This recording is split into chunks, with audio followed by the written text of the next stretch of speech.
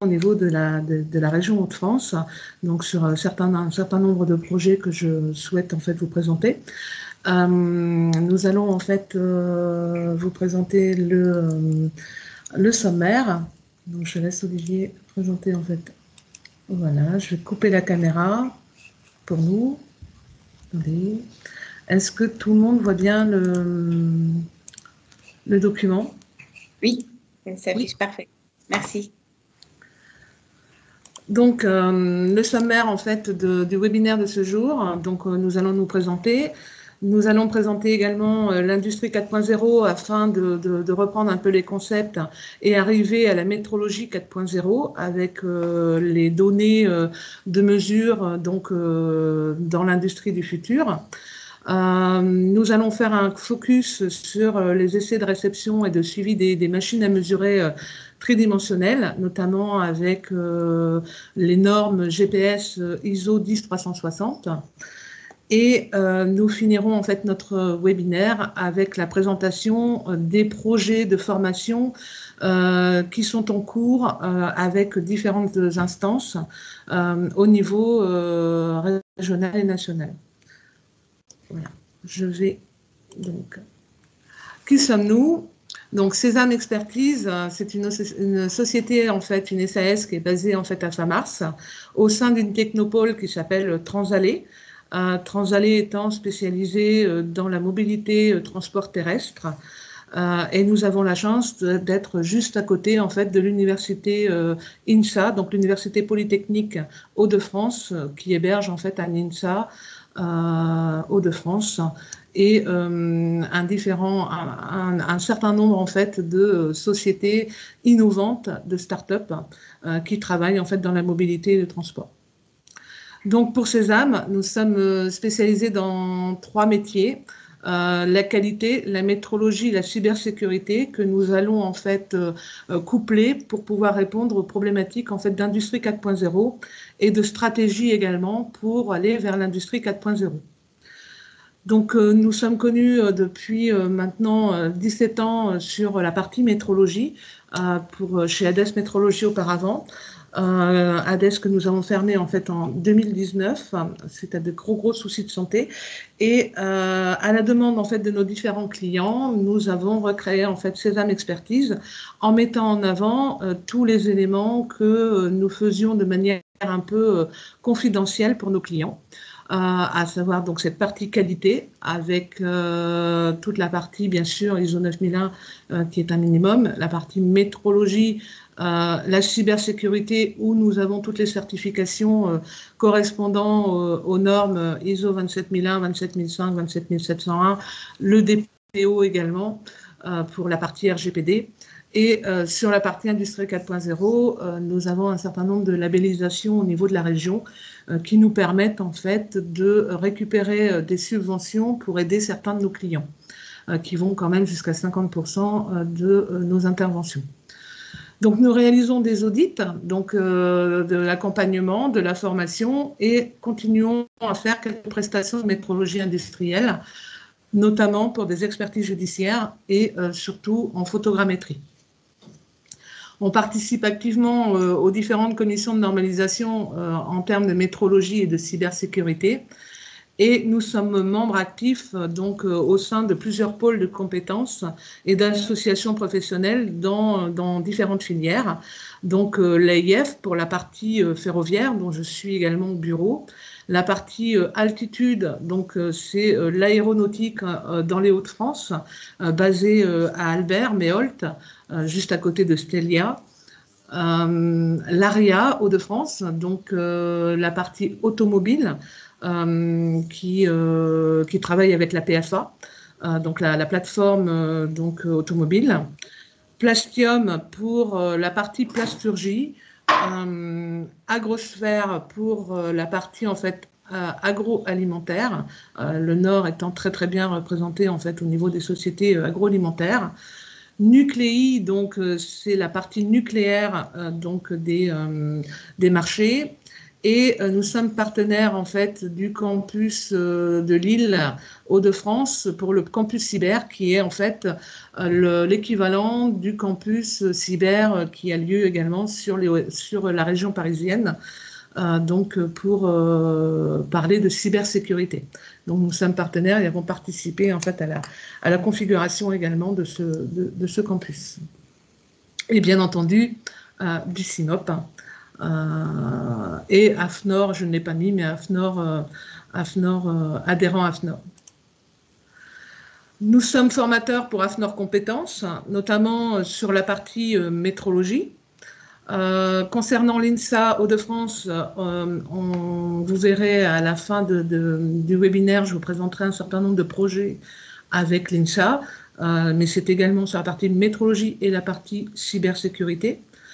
Junia, donc, qui était anciennement HEI, pour lesquels nous intervenons depuis 2008 dans les enseignements au niveau des 5e années des masters, enfin du cursus ingénieur, surtout sur la partie métrologie. Nous sommes formateurs également dans la filière automobile pour l'ARIA, sur la partie métrologie, mais également cybersécurité. Et dernièrement pour Proméo, donc au niveau de la Picardie, hein, donc Beauvais, Senlis, pour la partie métrologie et également pour des cours de cybersécurité en master qui vient d'être créé en fait sur Beauvais. Nous sommes également auditeurs donc pour AFNOR certification, notamment sur la norme ISO 27001, donc la partie en fait cybersécurité. Auditeur pour Certifer, qui est un organisme de certification au niveau du ferroviaire, pour valider les produits, mais surtout, nous, la partie audit s'occupe de la partie ISO 9001, donc plutôt management. Et travaillons avec le cabinet Trax, donc, qui est une agence de conformité numérique, donc sur la partie en fait également cybersécurité. En termes de partenaires industriels, nous avons effectivement la région Hauts-de-France avec qui nous effectuons des projets en commun et surtout nous obtenons en fait des subventions pour les différentes filières dont nous nous occupons, notamment dans la partie transport. Dans ces filières, par exemple, vous avez la cybersécurité. Nous sommes labellisés Pass Cyber, qui permet en fait d'accompagner les entreprises sur la mise en place en fait de la cybersécurité ou sur des projets de cybersécurité et d'obtenir en fait une subvention de 50% du conseil en fait effectué auprès de ces sociétés. Mais il y a également en fait pour l'industrie 4.0 des audits stratégiques qui peuvent être financés à 80% dans la limite en fait de 8 000 € et 2 000 € de part à charge en fait pour les entreprises des Hauts-de-France pour savoir si oui ou non ces entreprises partiraient sur l'industrie 4.0 ou pas en fait par rapport à l'acquisition de robots, de nouvelles technologies, de mise en place en fait de systèmes de management sur l'industrie 4.0 notamment. Donc, je vais directement passer maintenant sur l'industrie 4.0 et reprendre un peu le concept en fait de ce qu'est l'industrie 4.0. Donc, l'industrie 4.0, ce n'est pas le fait d'avoir un robot au sein de son entreprise qui fait qu'on est industrie 4.0, puisque sinon, la troisième révolution prenait déjà effectivement les robots et puis les chaînes de production robots où la place de l'homme n'était plus réellement présente. Dans l'industrie 4.0, nous sommes beaucoup plus en fait dans l'homme au cœur, en tout cas, des différents processus. Donc, je vais vous expliquer tout ça sur l'industrie 4.0. Nous partirons donc avec des risques majeurs en fait en termes de cybersécurité, notamment sur les aspects en fait industriels et des machines en fait qu'elles soient à mesurer, des capteurs ou que ce soit des machines de robotique, cobots, etc. Et la partie des données de mesure dans l'industrie 4.0, sans parler du traitement, mais simplement sur les bonnes pratiques de vérification des données, en fait. Donc, une nécessité également aussi de l'évolution du métier du métrologue qui sera en filigrane avec l'augmentation des compétences pour arriver en tout cas aux exigences et aux ambitions de l'industrie 4.0. Donc l'industrie 4.0, ça a commencé en fait en 2011, notamment par l'Allemagne qui a annoncé que la nouvelle révolution industrielle du numérique serait en fait une industrie où le management serait plutôt transversal et horizontal plutôt que vertical, où le numérique aurait toute sa place de manière à avoir une communication aisée et une connectivité à outrance, donc des différentes technologies, partir sur de la supervision systématique, donc y compris du système d'information, mais également des systèmes industriels, de manière à avoir en fait une usine qui se voudra beaucoup plus écologique, sobre en ressources, surtout énergétiques, et beaucoup plus intelligente, avec des modes de production beaucoup plus adaptés à des productions plutôt personnalisées ou en petite série, contrairement en fait aux industries de capacitaires, et qui correspond finalement aujourd'hui aux exigences des différentes filières telles que l'aéronautique et le ferroviaire, qui demandent aujourd'hui à ses sous-traitants d'avoir en fait des entreprises beaucoup plus innovantes qui proposent des solutions et qui soient vraiment en fait à accompagner les grands donneurs d'ordre, non plus sur le capacitaire, mais beaucoup plus en fait sur de la grosse valeur ajoutée. Dans les caractéristiques immatérielles donc, de l'industrie 4.0, on a toute la continuité des flux de données, donc qui rappelle en fait que on a une connectivité avec les différents services, que ce soit le service en fait dès la prise de commande d'une offre, d'une opportunité ou d'un appel d'offres, avec une collaboration de tous les services, donc fabrication, maintenance, bureau d'études bien sûr, la métrologie qui est au cœur.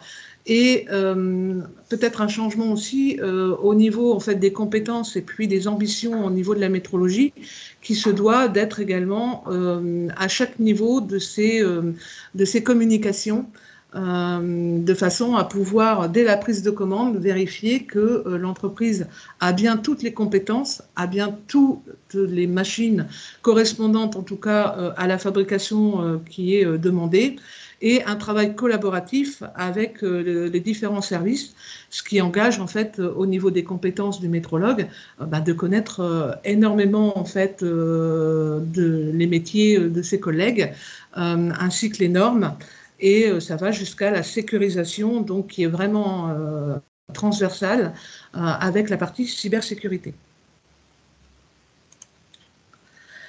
Donc aujourd'hui, dans l'industrie 4.0, on n'a pas de perte de contrôle, mais le rôle de l'homme reste prépondérant.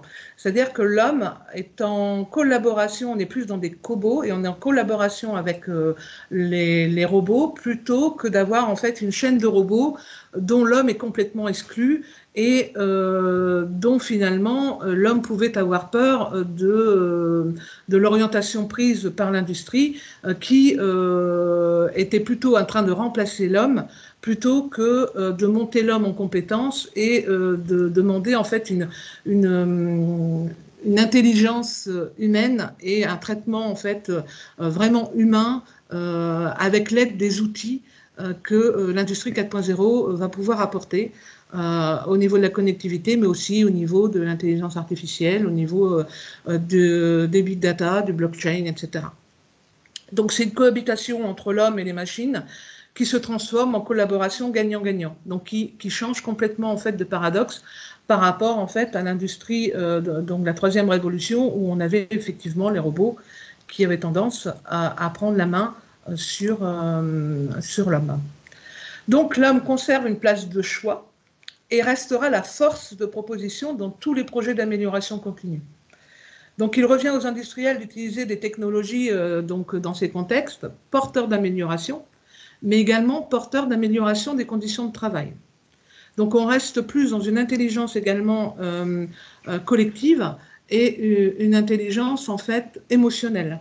C'est-à-dire que l'homme doit prendre toute sa place et également pouvoir se développer, pouvoir aussi dialoguer en fait avec ses collègues.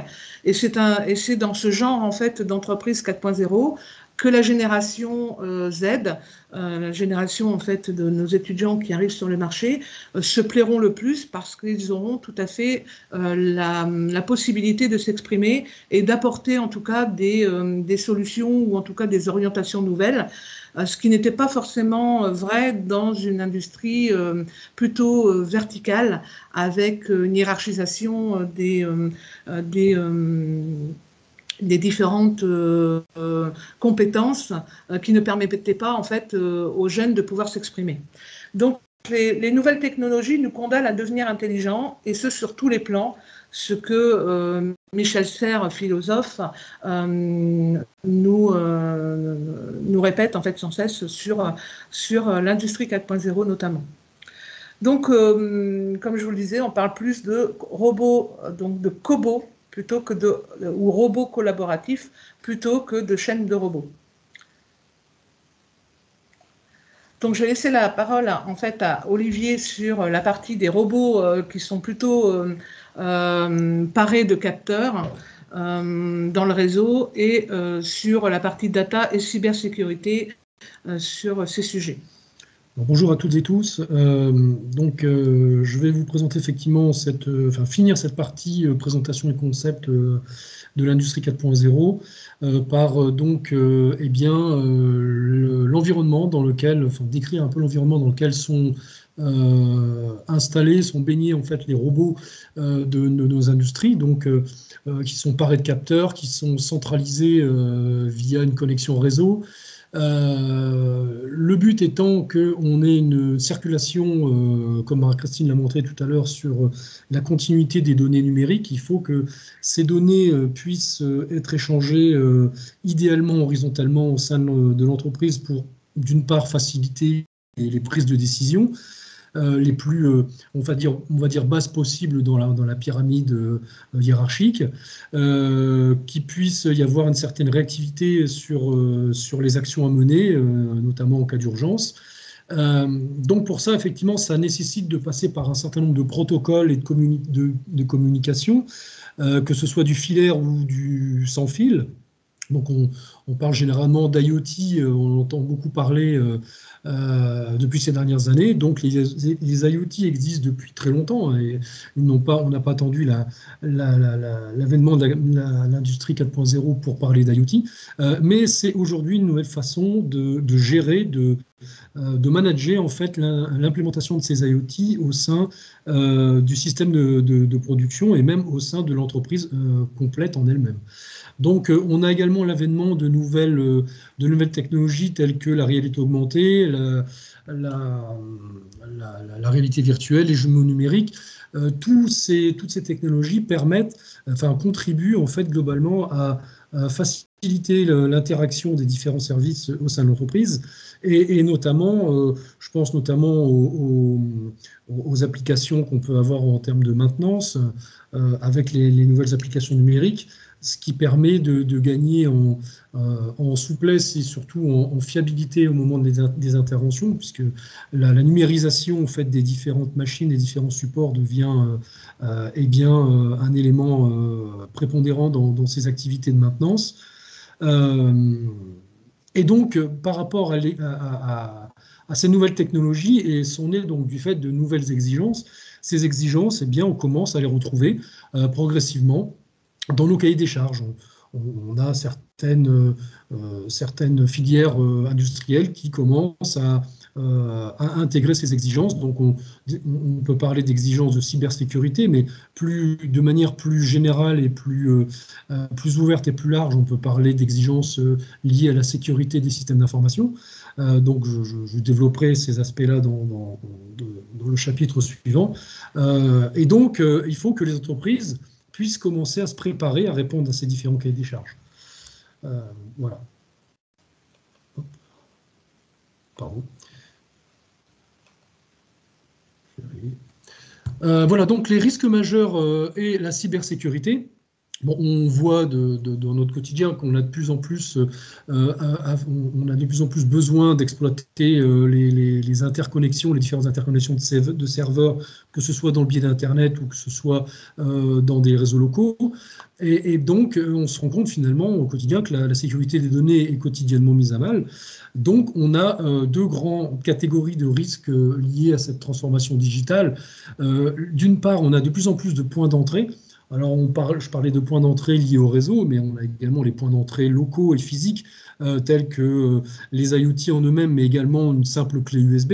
On a également, dans le cas de l'interconnexion des réseaux, et notamment lorsque l'on réalise un certain nombre de sauvegardes au sein de l'entreprise ou externalisées par le biais du cloud, eh bien d'autres points d'entrée qui sont faciles à exploiter, plus ou moins faciles à exploiter par des éventuels hackers. Donc cette multiplication des points d'entrée est un vrai problème. Un autre risque majeur également, la circulation de données qui sont insuffisamment sécurisées, c'est-à-dire qu'en fait, globalement, on met un peu tout et n'importe quoi sur les différents supports de sauvegarde ou d'exploitation quotidienne.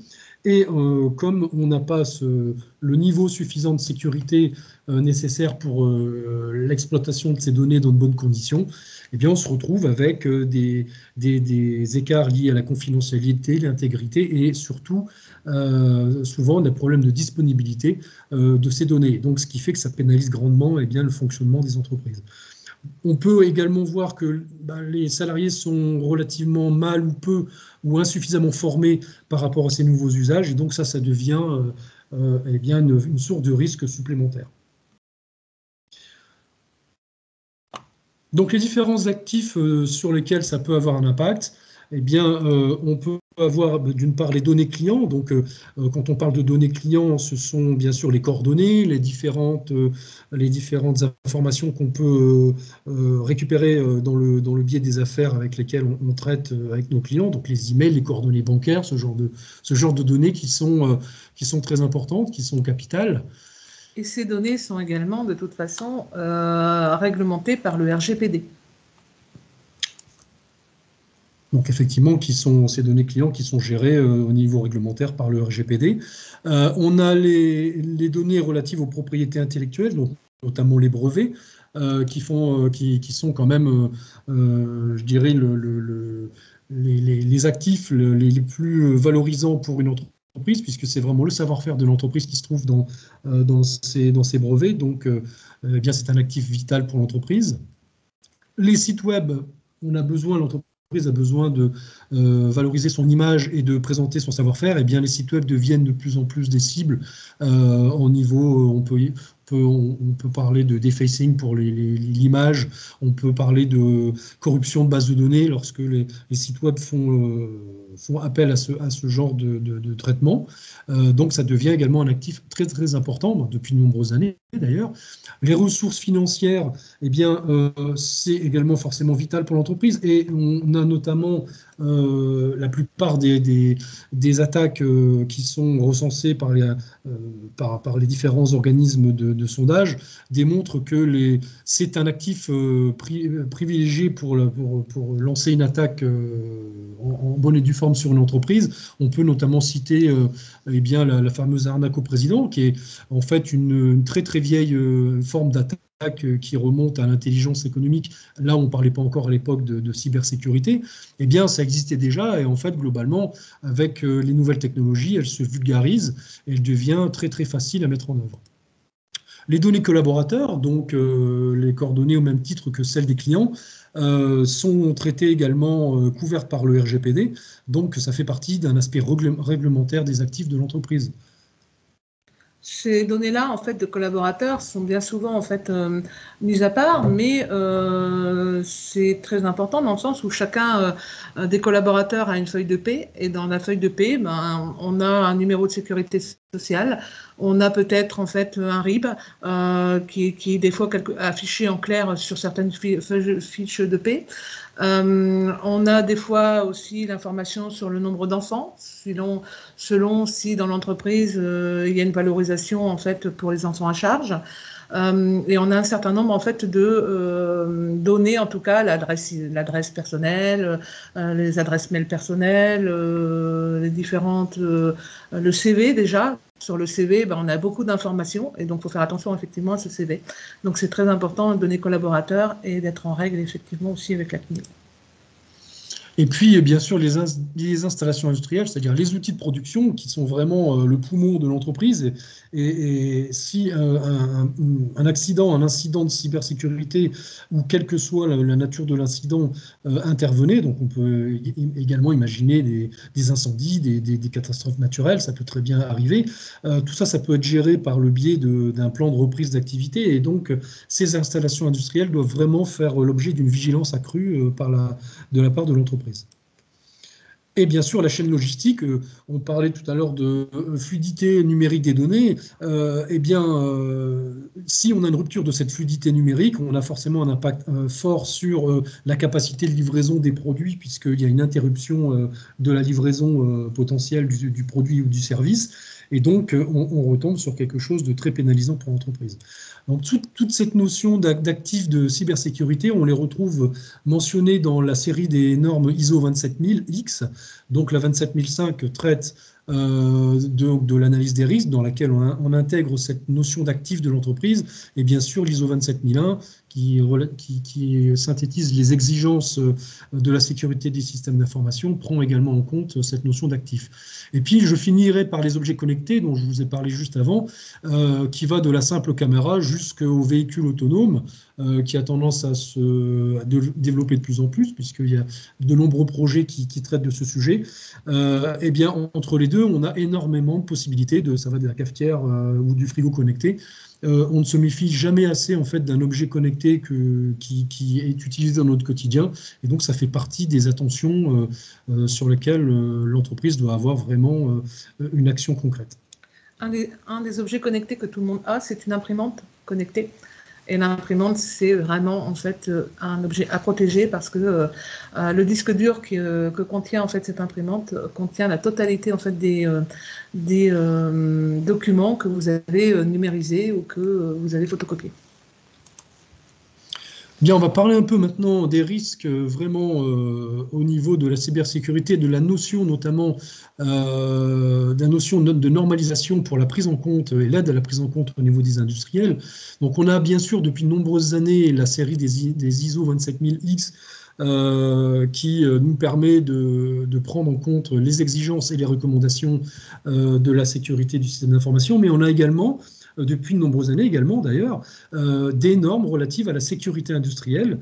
Je pense notamment à la sécurité, aux normes ISA IEC 62443.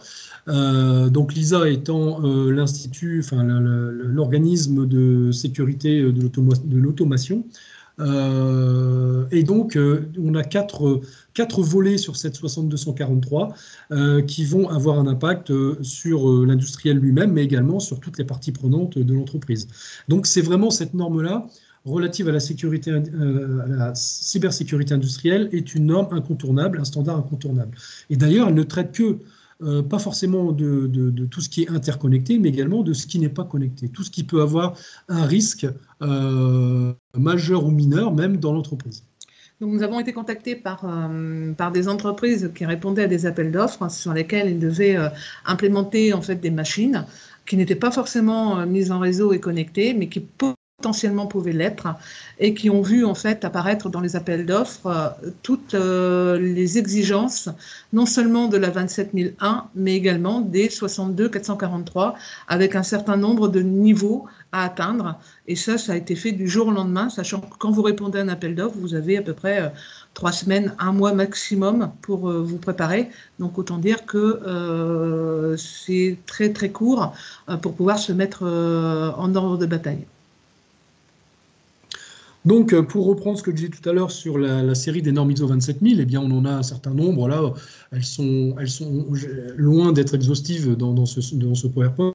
ça va vous permettre en fait globalement de voir un peu quelles sont les normes sur lesquelles vous pouvez vous référer. On y voit notamment une qui est particulièrement intéressante, l'ISO 27701, qui traite à la fois des exigences de la 27001, des recommandations de la 27002, et on y trouve également des recommandations pour l'implémentation du RGPD au sein de l'entreprise, donc au sein du système de management de la protection de la vie privée.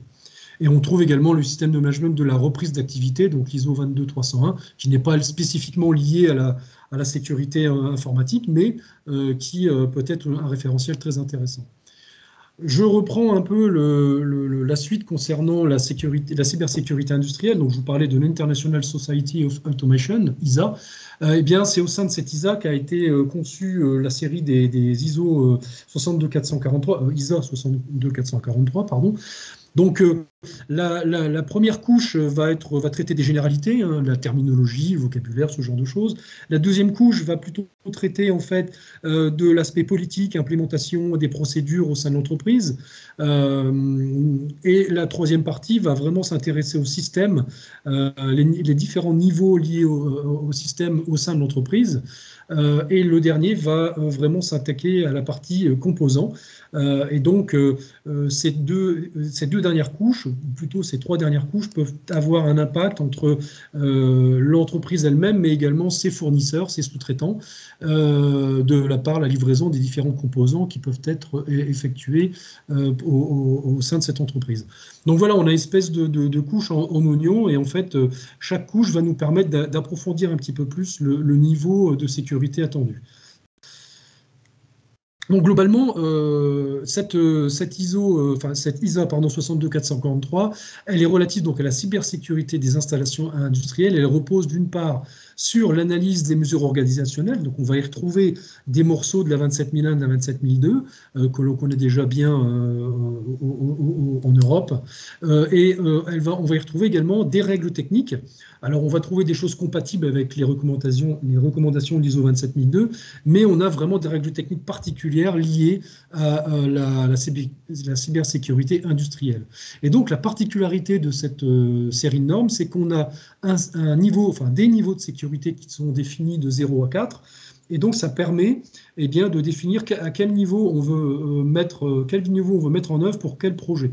Et donc, ça veut dire que dans les cahiers des charges que certains industriels commencent à recevoir, alors ça existe depuis longtemps, mais ce n'est pas forcément appliqué tout le temps, on commence à avoir des niveaux de sécurité imposés par les clients auprès de leurs fournisseurs, liés sur cette norme ISA 62443. Donc voilà les différents niveaux de sécurité. Donc le niveau 0, il n'y a rien du tout mis en place. Et puis le niveau 4, c'est vraiment des attaques sophistiquées, intentionnelles, avec une vraie volonté de nuire à l'entreprise, en passant graduellement par juste des accidents inintentionnels de sécurité. Donc ça, c'est plutôt pour le niveau 1.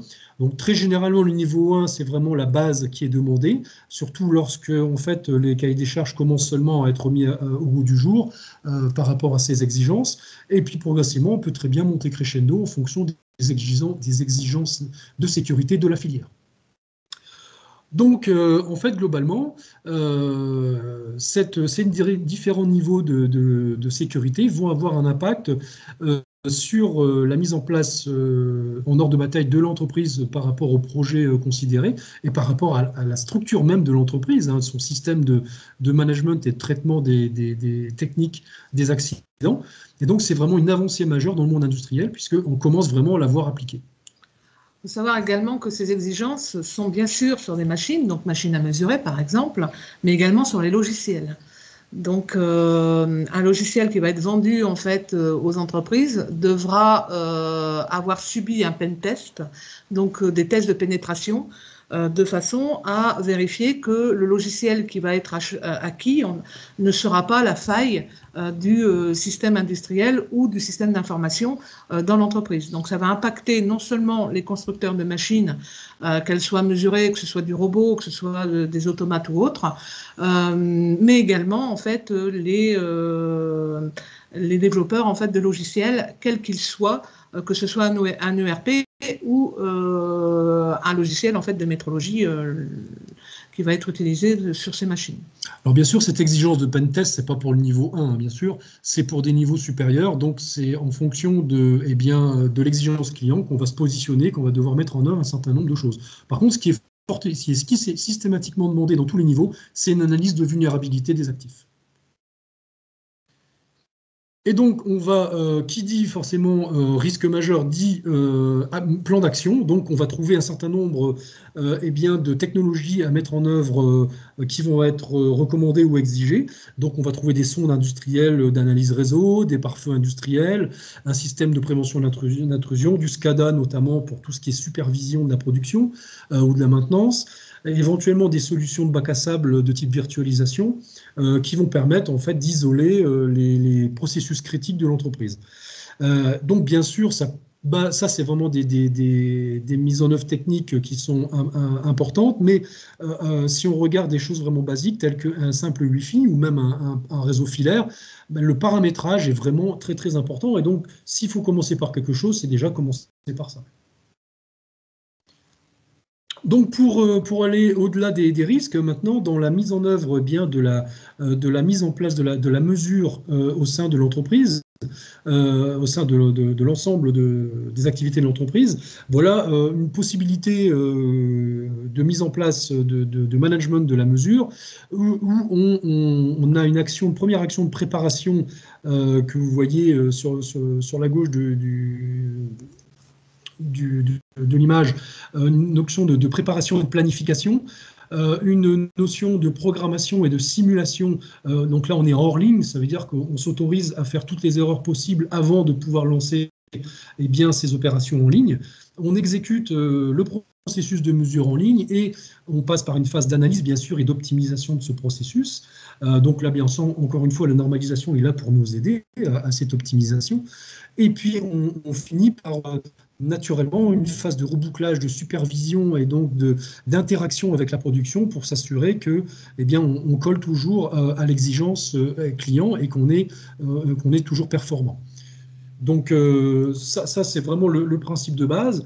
Donc on recense ces 4 étapes telles que je les ai décrites: préparation, planif, programmation, simulation, exécution en ligne, analyse, et surveillance et interaction avec la production. Un exemple qui existe et qui est, on va dire, dans les cartons en termes de développement chez certains éditeurs, c'est la mise en place de briques logicielles permettant de gérer, donc de manager ce processus de bout en bout, donc de end-to-end, par des phases de préparation, programme, exécution et management en passant par l'interaction avec la production. Donc ça veut dire qu'il y a vraiment une mise en œuvre complète et une fluidité des données au sein de l'entreprise, et donc qui peut être obtenue grâce à une plateforme dédiée à cette fluidité numérique en fait. Alors bien sûr, on peut faire appel à des plateformes de briques logicielles comme je le présentais, mais ça n'empêchera pas qu'il faudra mettre en œuvre une formation très claire de la métrologie, des différents intervenants métrologiques sur ces points, de manière à ce qu'on puisse exploiter correctement et de manière performante toutes ces nouvelles technologies. Et donc, il ne faut pas oublier quand même que la métrologie, et donc le métrologue, reste une interface privilégiée entre les différents services de l'entreprise, que la normalisation, notamment sur les procédés de mesure, passe par la connaissance et l'exploitation, la maîtrise de ces normes de métrologie, et donc que c'est le métrologue qui en est garant en termes d'exploitation et d'intégration dans l'organisation. Donc c'est globalement le rôle du correspondant métrologie tel qu'on pourrait l'avoir déjà mis en place chez soi. Et donc c'est bien également le métrologue qui définit les données nécessaires à la conformité des produits de l'entreprise. C'est par lui que passe cet entonnoir de sélection des données. Et donc c'est ce qui va permettre d'assurer le traitement performant et adéquat des données de l'entreprise liées justement à la conformité de ce produit. Alors, pour revenir sur les aspects un peu plus cyber, enfin pas vraiment cyber, mais plutôt analyse des risques, qu'on pourrait appliquer dans l'ensemble de l'entreprise, pas que dans la métrologie, une méthode existe dans dans les milieux pharmaceutiques, l'industrie pharmaceutique, ça s'appelle la méthode ALCOA. Bon, c'est une méthode qui n'est pas nouvelle, hein, qui date des années 90 et qui permet bien, de répondre aux problématiques d'intégrité des données. Donc ALCOA, en fait, c'est un acronyme alors bien sûr, la méthode ne s'applique pas qu'aux données numériques, elles peuvent s'appliquer également aux données papier. Donc c'est quelque chose qui est mis en place, quel que soit le niveau de digitalisation de l'entreprise. La méthode ALCOA, donc attribuable, c'est-à-dire que le créateur de la donnée doit absolument être identifié et doit être unique, lisible, c'est-à-dire compréhensible, reconstituable, avec donc une facilité de reconstitution qui permet de garantir les différentes étapes, la traçabilité des différentes étapes, contemporaine, puisque il faut qu'on soit sûr que ces données soient toujours à jour, qu'elles soient traitées en termes de révision et que l'enregistrement se fasse de manière instantanée. Original, puisque il faut qu'on puisse reconstituer l'activité à partir des données sources. Donc ces données sources sont vitales pour l'entreprise. C'est elles qui vont permettre de reconstituer en cas de sinistre les actifs de l'entreprise. Exact, c'est-à-dire qu'en fait, il faut vraiment qu'on ait une complétude de ces données, qu'elles soient réellement valides et fiables et qu'on puisse les exploiter. Donc voilà le principe d'ALCOA. Alors on a une extension de ce principe, de cette méthode qui s'appelle ALCOA+. Donc c'est en fait les 4 principes supplémentaires en bleu que vous avez sur votre écran. Vous avez en plus la notion étendue de la complétude. Donc toutes les données doivent être intégrées, toutes celles qui sont nécessaires justement au bon fonctionnement. La cohérence, la durabilité sur les supports sécurisés. Alors, je parlais tout à l'heure de cloud. Attention, les supports doivent vraiment avoir une sécurité garantie. Et puis la disponibilité, puisque il faut que ces données-là, en cas de sinistre, puissent être exploitées et également présentées en cas d'audit. Donc, sur l'intégrité des données, ça veut dire que les distributeurs et exploitants doivent s'atteler à détecter les failles. Je parlais tout à l'heure de vulnérabilité, quel que soit le niveau sur lequel on se base, mis à part bien sûr le niveau 0, où il n'existe rien. Il faut vraiment que toute la chaîne industrielle des collaborateurs industriels s'attelle à s'occuper vraiment de leurs données pour prendre vraiment les meilleures décisions. Sinon, ça peut entraîner des impacts importants sur les produits et les services qui sont livrés. Voilà, donc pour faire une transition par rapport à ce que je vous ai présenté juste avant concernant donc les risques et les données, je vais vous présenter très rapidement un exemple concernant les normes ISO GPS 10360 qui sont relatives à la réception et la surveillance périodique des machines à mesurer tridimensionnelles. Il existe aujourd'hui, il existait 13 normes, 12 normes. Il n'en reste plus que 11 vraiment qui sont sorties, puisque il y a une des normes qui a été annulée et révisée par une autre. Donc, je vais rapidement vous les présenter. La partie 1, 10360-1, c'est le vocabulaire. La partie 2, c'est toutes les machines à mesurer, je dirais, par palpage qui mesurent des longueurs, des dimensions linéaires. La partie 3, c'est lorsqu'on rajoute un 4e axe à la machine. La partie 4 a été annulée et révisée par la partie 5, qui, elle, traite de la partie de scanning, donc par palpage, bien sûr, scanning par palpage. La partie 6, c'est l'estimation des erreurs dans le calcul des éléments associés gaussiens, c'est-à-dire tous les éléments 2D ou 3D que l'on peut générer d'un point de vue géométrique sur nos essais. La partie 7, c'est les palpeurs imageurs. Donc le palpage imageur, c'est notamment les machines de vision. La partie 8, c'est tout ce qui est scanner, que ce soit le scanner à laser ou à lumière structurée. La partie 9, les palpages multiples, donc là où on a un certain nombre de configurations possibles sur les machines avec des têtes. La partie 10, les lasers de poursuite pour mesurer des distances point-à-point, donc sur des grandes dimensions. La tomographie qui est relative en fait au processus de mesure par rayon X. Les MMT à bras articulés, c'est-à-dire des bras polyarticulés, que ce soit du 6-axe, du 7-axe et maintenant même du 8-axe, qui sont bien sûr à manipulation manuelle et à coordonnées polaires et non pas cartésiennes, comme les MMT précédentes le traitaient.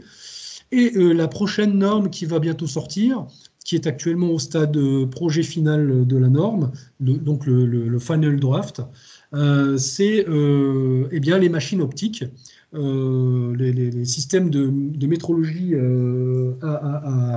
à mesure optique 3D, et donc qui est en phase de finalisation, qui va bientôt sortir d'ici quelques mois. Donc, toute cette série de normes eh bien, a un seul but, eh bien, c'est d'aider l'entreprise de réaliser son essai de réception, aider également le fournisseur, pour définir quelles sont les performances possibles d'une MMT et s'assurer qu'elle soit eh bien, dans les spécifications, les exigences, qu'elle soit fabricant ou qu'elle soit client. Donc, elle spécifie également autre chose, elle peut spécifier les essais de vérification périodique. Et c'est là où ça devient particulièrement intéressant, parce que c'est l'utilisateur eh bien, qui exploite la méthode de la norme et qui se l'applique à lui-même avec ses propres limites, erreurs maximales tolérées, donc les EMT, qui sont à ce moment-là définies non plus par le fabricant, mais par l'utilisateur lui-même au sein de son entreprise.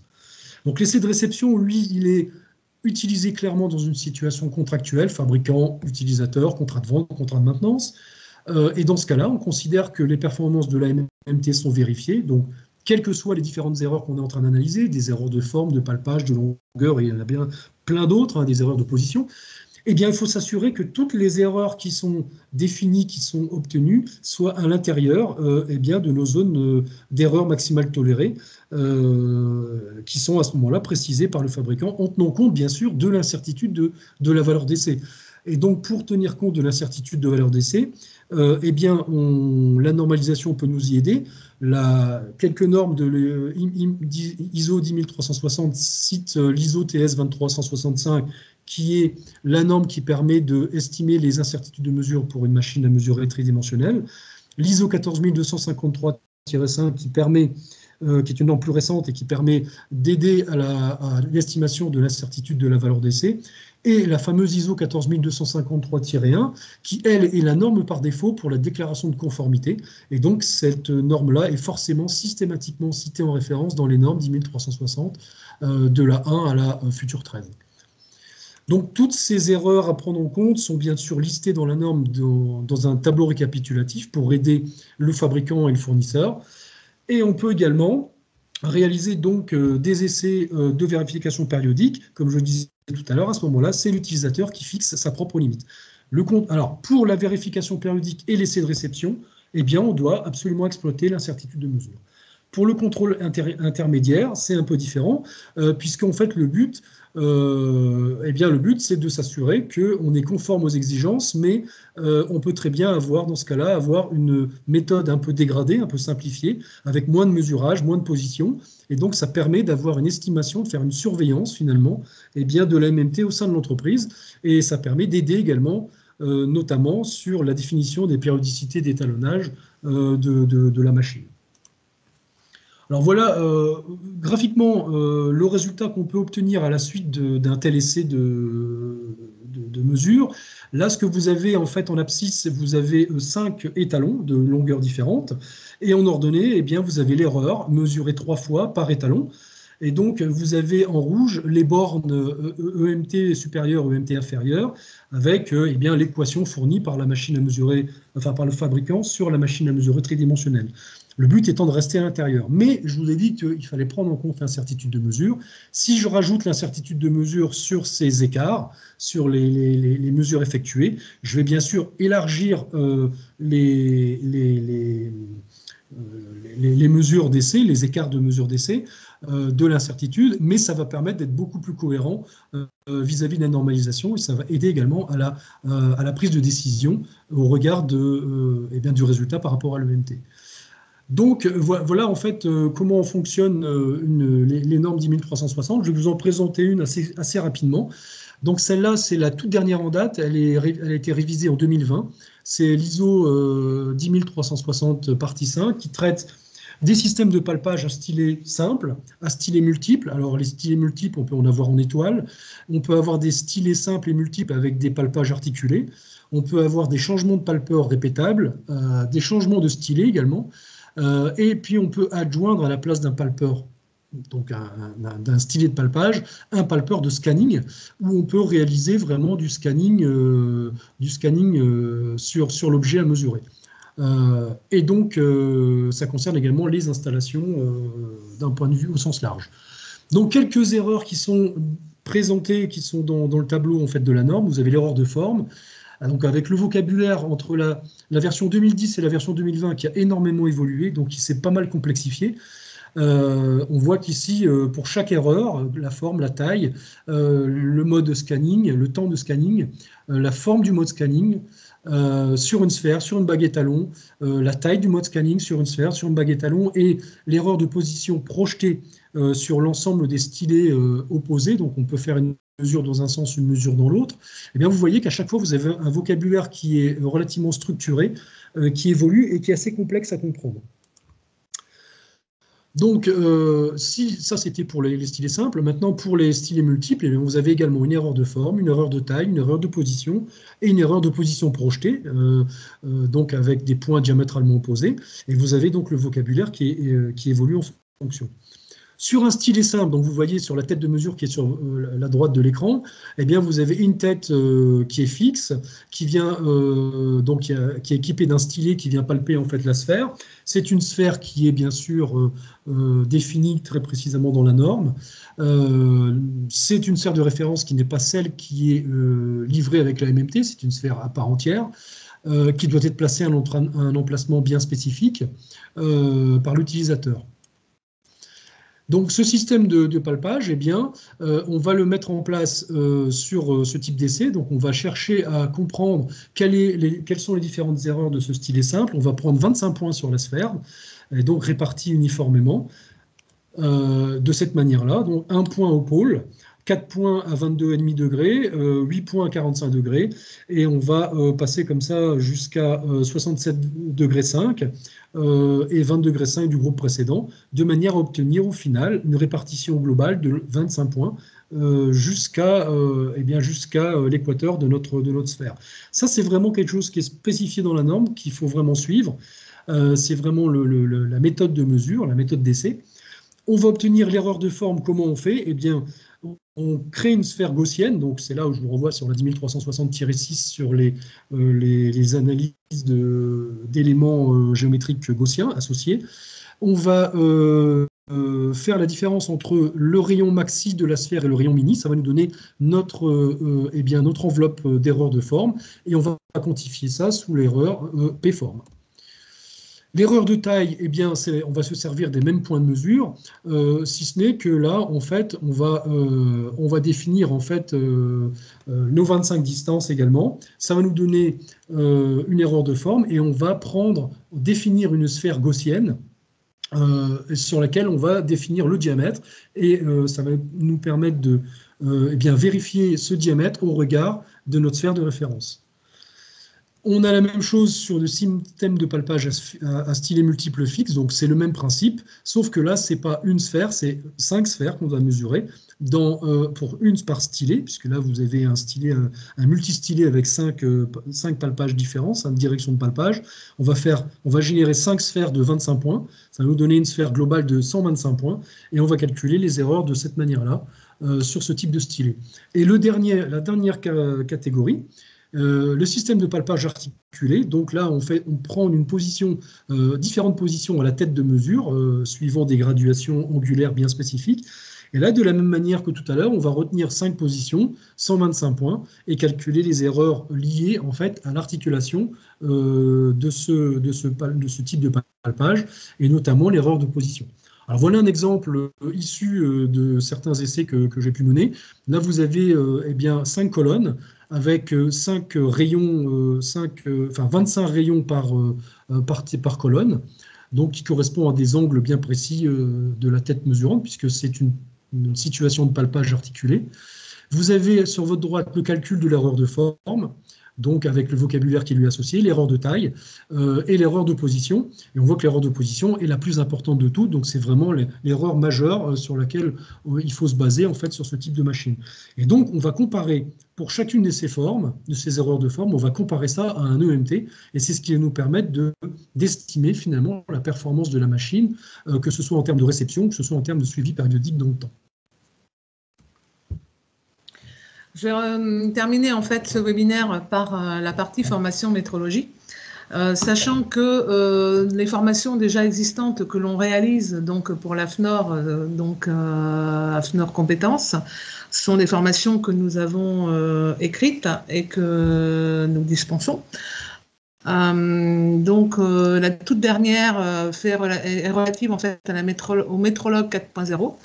Où on intègre en fait la partie des maintenances des capteurs, le suivi de dérive des équipements, la cybersécurité des IoT, la gestion des données métrologiques et celles qui sont beaucoup plus anciennes, qui sont le tolérancement dimensionnel, notamment le GPS, la métrologie dimensionnelle, tridimensionnelle, parce que c'est notre métier depuis plus de 20 ans, et le correspondant métrologie, donc le changement en fait du métrologue par rapport aux exigences en fait des entreprises et l'évolution des entreprises, avec un métrologue qui se place un petit peu à tous les stades de l'entreprise, de la prise de commande jusqu'à la sortie en fait du produit et sa conformité. Donc plusieurs projets sont en cours actuellement en fait au niveau de la formation métrologie. Un premier projet s'appelle le projet usine-école qui est porté en fait par Transalé, l'AIF et l'ARIA. Ce projet reprend la formation vraiment au plus proche des demandes des industriels, dont la métrologie est inclue. Au sein de cette usine-école, il va y avoir en fait la création d'une chaîne, une mini-chaîne en fait de production. D'autant que nous avons un certain nombre en fait de start-up qui ont innové sur un certain nombre de projets de mobilité de transport terrestre et qui sont en recherche en fait d'entreprises qui seraient en capacité en fait de produire leurs produits. Et là, en fait, on va mettre en place à tous les stades des solutions métrologiques. Donc, ce projet a déjà été accepté en fait au niveau des financements et devrait voir le jour en fait fin d'année, début d'année prochaine. Un autre projet en cours qui est assez important en fait au niveau de la métrologie, c'est ce qu'on appelle un projet de la filière nucléaire en fait qui a comme consortium le campus des métiers des qualifications d'excellence métallurgie et plasturgie en Hauts-de-France, EDF, Framatome, l'éducation nationale, quelques universités et lycées et Césame Expertise, où nous avons été contactés en fait par Framatome notamment et EDF pour participer à ce consortium afin de pouvoir créer 5 bachelors dont ces bachelors en fait auront une spécialité métrologie. Donc les bachelors sont finalement la transformation des IUT qui étaient en 2 ans vers un bachelor qui se fera en 3 ans. Et la spécialité en fait qui a été identifiée pour pouvoir bénéficier de ces montées en compétences en métrologie sera la mécanique. Donc c'est la filière, l'ancien DUT génie mécanique qui deviendra un bachelor orienté en fait aussi mesure. Notamment pour la filière la filière nucléaire, pardon. Et afin d'éviter en fait les non-conformités subies par EDF et Framatome lors des projets EPR.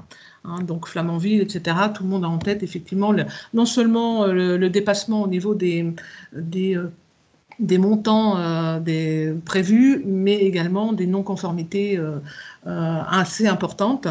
Et Framatome, notamment, comme EDF, sont en recherche constante en fait, de métrologues, d'opérateurs, de techniciens, mais surtout de métrologues, donc ingénieurs métrologues. Et donc, par rapport à ces problématiques, ils nous ont sollicité pour pouvoir présenter ces formations. Donc, nous attendons la réponse de BPI France incessamment sous peu pour un démarrage en fait en septembre 2021. Nous avons également avec l'INSA vu pour la création d'un bac+6 en termes de métrologie.